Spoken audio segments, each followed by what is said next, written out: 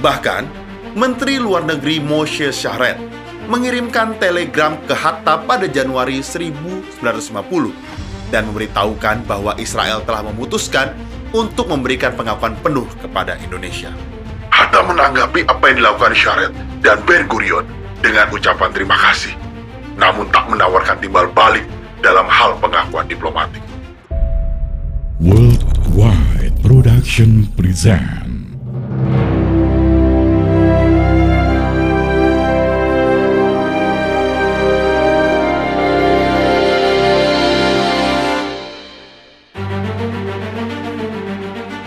Pada 18 November 1946, Dewan Liga Arab serta negara-negara Muslim memberikan pengakuan terhadap kedaulatan Indonesia. Merekalah negara-negara yang mengakui kemerdekaan Indonesia sejak awal. Israel, negara yang dikenal sebagai negara perusuh di Timur Tengah pun turut mengakui kedaulatan Indonesia dengan harapan Indonesia memberikan pengakuan yang sama terhadap Israel.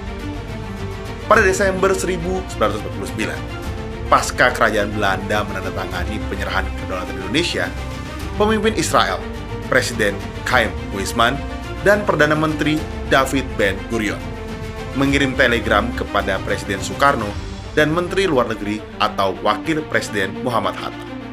Mereka mengatasnamakan rakyat Israel menyampaikan ucapan selamat kepada Indonesia.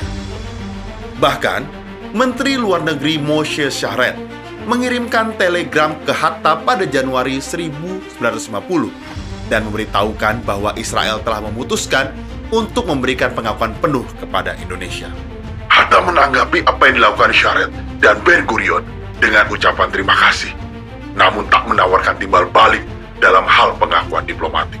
Tulis Colin Rubenstein, Direktur Eksekutif Australia/Israel and Jewish Affairs Council atau AIGAC, dalam Indonesia and Israel, A Relationship in Waiting, dimuat Jewish Political Studies Review, Maret 2005. Begitu misinya tidak mendapat tanggapan positif dari Indonesia, Sharett kembali menulis surat mengenai rencana pengiriman misi Muhibah ke Indonesia. Dan pada Mei 1950, Hatta membalas surat tersebut serta menyarankan supaya misi tersebut ditunda untuk waktu yang tidak ditentukan. Keputusan Indonesia untuk menolak Israel terus berlanjut konsisten. Pada Juni 1952, kantor berita Antara melaporkan bahwa pemerintah Indonesia tak berniat mengakui Israel. Berita ini dikutip pers di negara-negara Arab dan Pakistan.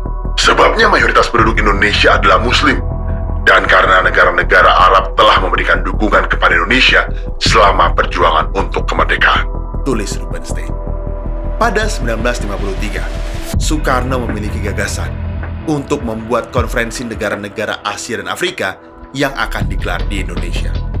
Namun, dalam sebuah pertemuan para calon peserta, negara-negara seperti Burma, India, dan Sri Lanka mendukung supaya Israel diikutsertakan dalam konferensi tersebut.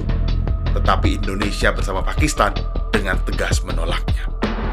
Konferensi Asia Afrika pun berjalan lancar pada April 1955 tanpa keikutsertaan Israel. Pada 1957, Indonesia pun masih konsisten pada kebijakannya yang sangat anti-Israel.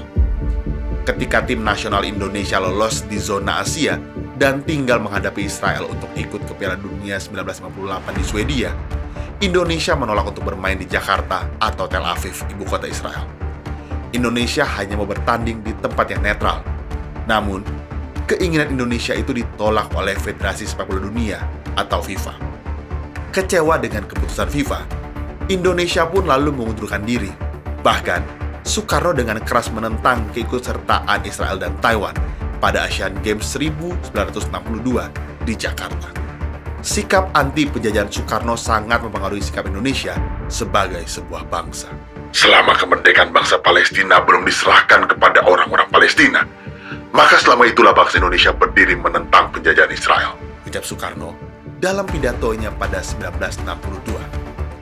Hubungan diplomatik antara Indonesia dan Israel pun tak pernah terwujud.